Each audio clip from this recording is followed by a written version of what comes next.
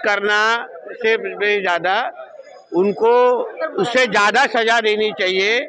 इसलिए हम लोगों ने सबने प्रस्ताव सभागृह ने रखा है कि उस तरीके के आप एमएलए आमदारों की विधायकों की समिति तैयार कीजिए और उनको ज़्यादा से ज़्यादा सजा निलंबित करना ये बहुत कम है, क्योंकि हमारे देव पुरुष के बारे में छत्रपति संभाजी महाराज के बारे में उन्होंने ये जो अपमानित जो चीज कही है उनको ज्यादा से ज्यादा सजा मिलना चाहिए, ऐसा मेरा बोलना है। अभी प्रस्ताव भाजपा की बी टीम है, भाजपा की बी टीम है। क्या बोला? संजय राउत ये कह रहे हैं भाजपा की बी टीम है।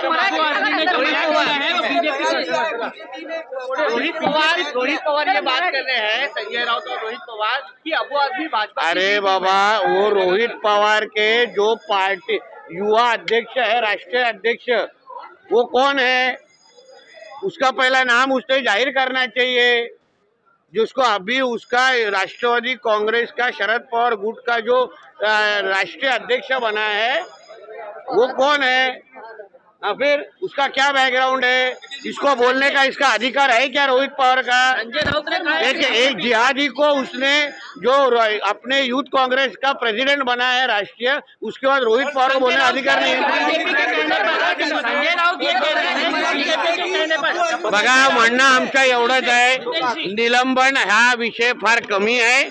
सगळ्या जणांनी एकमुखी मागणी केलेली आहे की ज्यांनी छत्रपती संभाजी महाराजांचा अपमान केलेला आहे त्या अब्बू आझमीला ह्याच्यापेक्षा जास्त शिक्षा मिळालीच पाहिजे, कारण का हे फार म्हणजे सगळ्या महाराष्ट्राच्या आणि आमच्या देवताचा अपमान केलेला आहे आणि म्हणून जास्तीत जास्त शिक्षा मिळावी अशी पद्धतीची मागणी सगळ्यांनी केलेली आहे।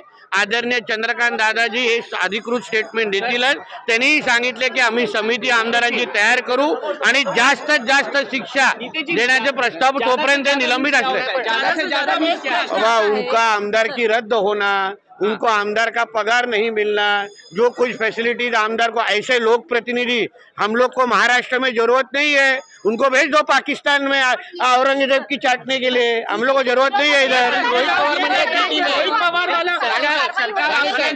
पण हे लक्षात घ्या, मग छत्रपती शिवाजी महाराजांच्या ज्यांनी, मग राहुल गांधींनी अपमान नाही केला का?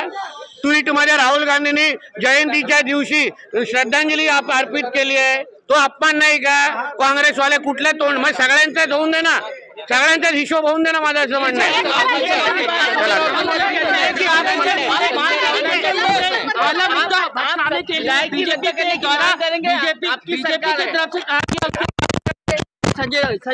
अबू आदमी ने इस प्रकार का बयान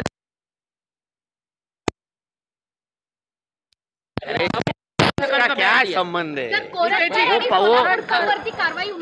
मग राहुल गांधीवर पण झाली पाहिजे ना। त्यांनी शिवाजी महाराजांच्या जयंतीच्या दिवशी श्रद्धांजलीचं ट्विट केलं, हा अपमान नाही का महाराजांचा? मग राहुल गांधीवर पण तोच ठपका लावा ना।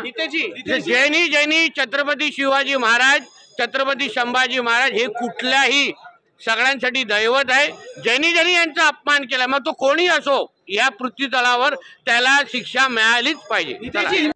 इंग्लिश बोला फ्लुएंट, कारण सोबत आहे प्रॉमिनंट। उत्कृष्ट इंग्लिश बोलण्यासाठी आजच संपर्क करा 8600000069।